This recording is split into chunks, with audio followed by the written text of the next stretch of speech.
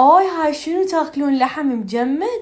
لا يا عمري مو مجمد. اغلب الكومنتات بالفيديو السابق حسبالهم انه احنا ناخذ لحم مجمد. هلا يا حلوات، تعالوا مثل ما وعدتكم بالبارت 2، بس شوفوا شلون مدللينه. لا هو مو دلال، هو فخ. هذا ينطوكم شي تاكلون من يمه، انتم من قد ما طعمه طيب تنجبون تاخذون. وبالنسبه للحم نسيت اقول لكم انه لحم عراقي. هنا تعاركنا انا واحمد، يقول لي يعني ما يحتاج تخلينه، انا اسوي نفس الحركه مالتك واخليه. هذا اللحم دائما تشوفونه انا اخليه بالريوق. طبعا احنا كلش نحبه، يجي اكثر من طعم بالمكسرات وهوايه اطعمه له.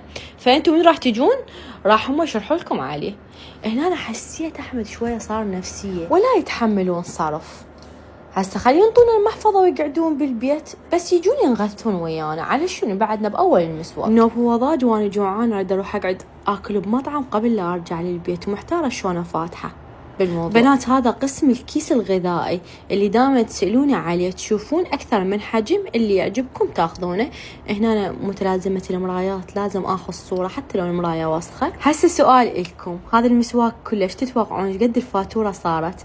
اللي يحزر راح يربح وياي، يكون يطلع نفس السعر، راح يربح وياي جلسة ليزر مجاني الوجهه. اوكي، وهنا الحمد لله اقتنع واجينا تعشينا وبس راح نروح لبيتنا، ومحتارة شلون راح اعزل المسواق وحايدي.